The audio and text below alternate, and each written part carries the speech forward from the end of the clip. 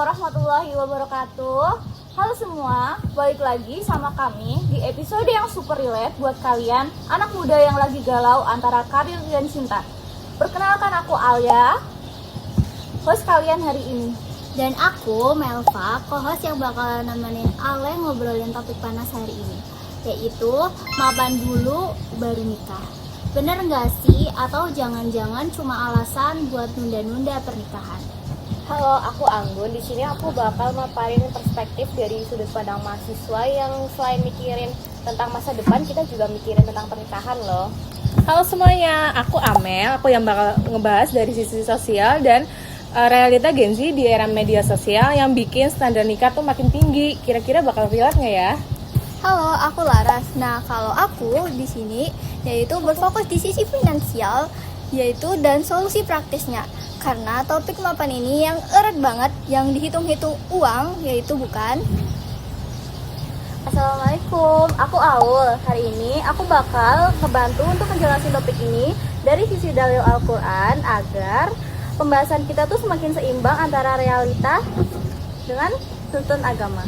Mantap! Jadi, kita berenam akan kupas tuntas dari 4 sisi. Yang pertama yaitu definisi mapan, kenapa Gen Z takut nikah, pandangan Islam, dan solusi jalan tengah. Stay tune ya semua. Oke, sebelum kita jauh-jauh nih ke obrolan kita mendatang, aku mau tanya nih ke Amel. Sebenarnya tuh definisi mapan menurut Amel tuh gimana sih di zaman yang sekarang gitu? Wah, kalau versi TikTok sama Instagram sih, kalau mapan tuh identik dengan punya mobil sendiri, pendapatan 2 digit, terus punya rumah, terus tabungan ratusan juta. Standarnya naik terus setiap tahun dan bikin kita merasa nggak pernah siap. Setuju sih Mel. Bahkan di lingkungan masyarakat, orang tua zaman sekarang tuh sering nanya kan, kayak udah punya rumah belum, udah jadi PNS belum.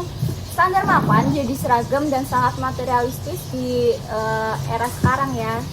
Nah, dalam Islam itu ada istilah yang berbeda. Istilahnya al-ba'ah, yaitu kesiapan lahir dan batin.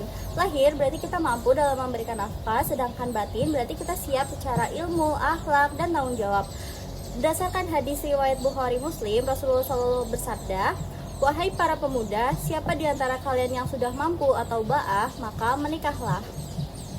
Oh, jadi gitu ya. Sekarang aku sebagai mahasiswa juga dapat perspektif baru nih. Ternyata tuh kalau sukses dan cukup itu bukan dinilai dari rekening aja. Ternyata dari kesiapan kita bertanggung jawab juga sudah siap untuk menikah. Nah, dapat disimpulkan juga ada dua definisi mapan, yaitu versi sosial yang berfokus pada angka, yang kedua yaitu versi Islam yang berfokus pada kesiapan total. Dan keduanya bisa menyambung kalau diniat dengan benar. Oke, kita masuk ke pertanyaan besar berikutnya. Kenapa sih Gen Z sekarang cenderung takut atau nunda nikah? Oke, kita bisa mulai mungkin dari Laras ya, dari sisi finansialnya dulu deh. Oke, realitanya biaya nikah sekarang tuh bukan yang main-main gitu. Harganya mahal, resepsi sederhana di PW tuh bisa puluhan juta. Dan belum mobilnya, KPR-nya, biaya pernikahan setelah pasca pernikahan lainnya. Nah, BPS juga bahkan mencatat usia rata-rata menikah di Indonesia terus mundur. Salah satunya faktornya itu bebannya finansial saat ini. Belum lagi tekanan dari media sosial kan ya. Mereka semua pada nikah di hotel-hotel mewah, terus honeymoonnya di Inggris, di Paris, di Jerman, padahal cuma FOMO aja. Dari situ aja kita tahu ya kalau yang diposting itu cuma highlight bukan realita. Oke, kalau dari sisi mental juga banyak Gen Z itu masih melewati quarter life crisis, dimana tuh mereka belum menemukan jati diri mereka, jadi tuh belum siap untuk berkomitmen untuk kedepannya. Padahal tuh melatih mental untuk misal siap untuk menikah itu harusnya bisa dilatih, bukan nunggu secara siap gitu loh. Oke, Islam itu sebenarnya memahami tentang ketakutan kita ini. Tapi Allah mengingatkan dalam Al-Quran bahwa rezeki itu di tangannya.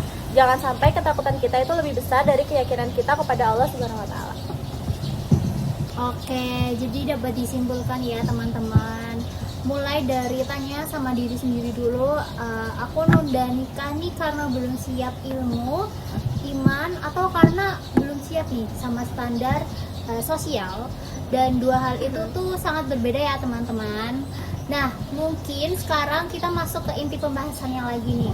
Untuk Kak Aul, mungkin ada dalil yang jelas nggak sih terkait tentang menyegerakan nikah yang emang benar-benar menjawab semua pertanyaan ini?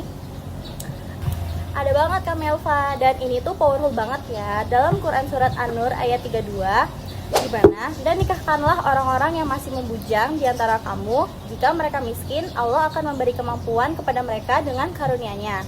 Jadi Allah sendiri yang menjamin rezeki orang yang menikah. Karena ingin menjaga diri, itu akan diberi rezekinya.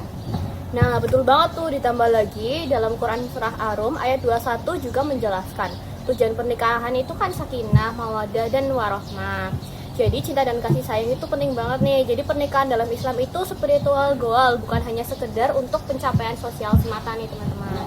Nah, ulama kontemporer seperti Buya Yahya dan Ustadz Adi Hidayah juga sering menekankan kesiapan harus diimbangi dengan tawakal.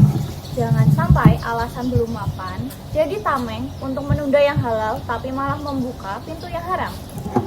Nah, dari sisi praktis yaitu bahaya menunda nikah tanpa alasan syariah itu nyata banget. Hubungan tanpa status yang berpanjangan, biaya buat pacaran yang gak jelas ujungnya, dan dapat energi terbuang sia-sia.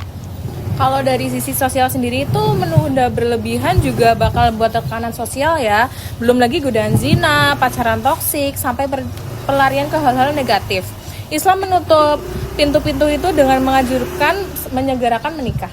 Terus solusinya gimana dong? Masa harus pilih salah satu antara mapan atau nikah? Justru nggak harus dipilih Kak Ale. Ada konsep growing together, yaitu mapan bareng pasangan. Allah menyisikan dalam Quran Surat An-Nur ayat 32 tadi, yang menikah dengan niat menjaga diri akan dicukupkan rezekinya, dan tawakal itu adalah kunci. Nah, dari segi finansial, yaitu kuncinya financial planning sebelum menikah. Tabungan minimal untuk akad sederhana, dana darurat untuk ke 6 bulan ke depannya, dan kesepakatan terbuka sosial keuangan dengan pasangan. Nggak perlu mewah, yang penting terencana. Nah, aku tambahin ya teman-teman, jadi ilmu pranikah itu wajib sebelum kalian menikah nih. Kita juga harus searching tentang fikih-fikih munakah, dan tentunya juga ta'aruf syar'i, bukan pacaran terselubung ya. Terus ke orang tua juga penting banget nih, jangan sampai dilupain.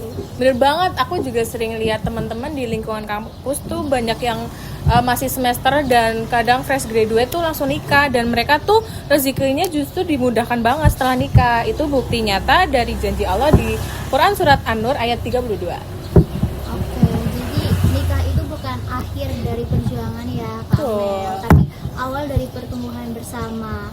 Jadi di sini mapan itu bisa dikejar teman-teman, asal sudah cukup secara dasar dan punya ilmu dan niat yang lurus. Oke teman-teman, kita masuk kesimpulan akhir ya. Jadi intinya tuh Islam tidak menyuruh kita menunggu kaya, tapi nyuruh kita buat siap untuk mapan secara relatif, kesiapan iman, ilmu, dan tanggung jawab yang wajib. Betul banget, mapan dulu boleh, asal nggak jadi alasan menunda yang halal dan membuka pintu yang haram. Yuk niatkan nikah sebagai ibadah, bukan ajang pamer di media sosial. Kalau pesan aku buat anak Gen Z sih, jangan terjebak standar Instagram ya teman-teman. Standar kita harus tetap standar Allah dan bukan standar like dari komen netizen. Nah, dari sisi finansial dan spiritual, merencana dengan matang, tapi jangan menunda karena ketakutannya enggak berdasar. Allah Subhanahu wa Ta'ala Maha memberi rezeki bagi yang berusaha dan tawakal. Nah, mari teman-teman kita jadikan pernikahan itu untuk menyempurnakan sebagian agama kita, bukan sekedar FOMO nih, bukan sekedar FOMO, tapi buat komitmen seumur hidup ya menikah tuh. Oke, setelah semua ini, mari kita tutup dengan doa. Semoga Allah memudahkan setiap muda-mudi muslim untuk menyempurnakan separuh agamanya, dimampukan secara lahir dan batin, dan dijauhkan dari segala bentuk kemaksiatan. Amin ya robbal alamin.